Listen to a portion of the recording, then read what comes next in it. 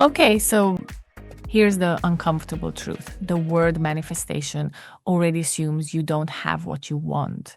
And, that assumption quietly shapes everything that follows. Welcome back to the Wealth Identity Podcast, where wealth isn't just money, but inner abundance, freedom, and peace reflected into your outer life.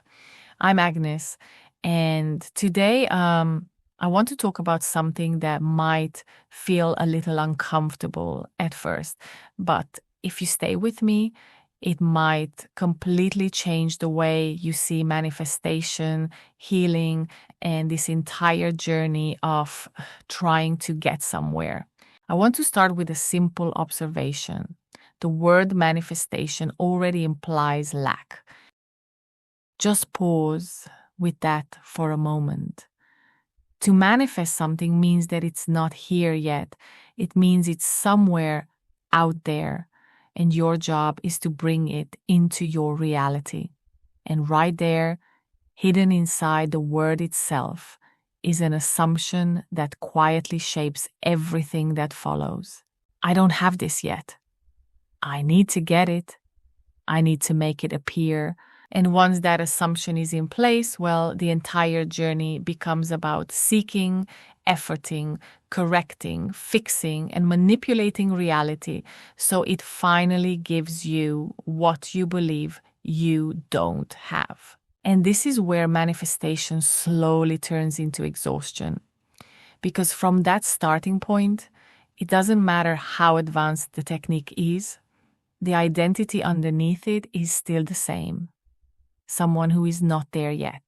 And I know this from the inside because, oh man, I lived it for years.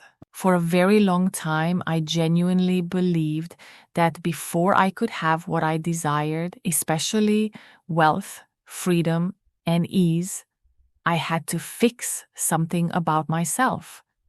I believed I had blocks, limitations, trauma, conditioning, karma, emotional baggage, inner child wounds, past lives, ancestral patterns, you name it. So I went all in. I did years of healing work. I trained in multiple modalities. I reprogrammed beliefs. I released stored emotions. I did past life regressions. I questioned my nervous system. I analyzed my reactions. I watched my thoughts. I refined my self concept again and again. And here's the part that's kind of hard to admit. The more I did, the more there was to fix. And I want to slow this down for a moment because this is where most people don't realize what's happening. When you believe there is something fundamentally wrong with you, even subtly, the mind doesn't try to free you from that belief. It tries to prove it. So every time something doesn't work, every time a manifestation doesn't arrive, every time you feel stuck, the mind goes, ah, see, there it is. Another thing to heal, another layer, another block. And at first, this can actually feel hopeful because you think, okay, good. Now I know what's wrong. Now I can fix it. But over time, it becomes exhausting because no matter how much you heal or clear or release, there's always something else. Another belief, another wound, another story to unpack. And without realizing it, your entire relationship with life becomes conditional. You start living from this quiet assumption that says, I will finally be okay when I'm healed enough, when I'm clear enough, when I've done enough work. And that assumption alone keeps you in a perpetual state of not yet. This is where manifestation and healing quietly merge into the same loop because both are often used in the same way as a means to arrive somewhere else instead of resting where you are. And again, this isn't wrong, it's just incomplete. It's a phase many of us move through. I certainly did. But at some point, if you're honest with yourself, you start to feel it, this subtle pressure, this sense that No matter how much you do, peace keeps moving further away. And that's when a deeper question starts to surface. Not what else do I need to fix, but what if I'm not actually broken? That question can feel destabilizing at first, because if you're not broken, then what was all that effort for? What was all that fixing about? But it's also incredibly freeing because it points you towards something much simpler, much quieter, and much more powerful. It points you toward noticing the identity you've been living from while doing all this work. Because underneath manifestation techniques, underneath healing journeys, underneath self improvement, there is always an identity at play. An identity that says, I'm on my way, I'm becoming, I'll arrive eventually.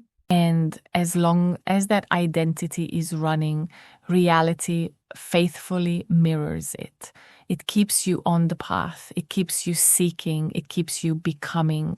Not because life is cruel, but because it's consistent. And this is where things really started to shift for me. When I saw that the issue wasn't my technique or my discipline or my commitment, it was the position I was being from. I wasn't assuming being, I was assuming becoming, and becoming always lives in the future. That's why freedom felt delayed. That's why ease felt conditional. That's why even success never felt like enough. Because I was still waiting to arrive somewhere before allowing myself to rest.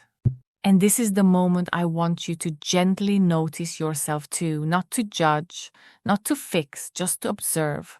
Are you using manifestation to create something or to finally feel safe? Are you healing so you can grow or so you can finally allow yourself to be okay? These questions aren't meant to be answered right now. They're meant to be felt. Because the shift we're talking about doesn't happen through understanding alone. It happens when you stop arguing with the present moment, when you stop positioning yourself as someone who needs to get somewhere else before life can open. And from that place, very quietly, something relaxes, the effort drops, the urgency softens, and being starts to feel more natural than trying. And that's where this podcast is taking you. If this episode resonated with you, please like this video. It really helps this message reach the people who need it. And make sure to subscribe so you don't miss the next episodes, because we're going even deeper into identity, wealth, and what it means to live from I am. I'd also love to hear from you, so leave a comment and tell me what landed for you or what questions came up as you were listening. You're not behind, you're not blocked, and you're not broken. You're simply remembering who you are. Thank you for being here, and I'll see you in the next episode of the Wealth Identity Podcast.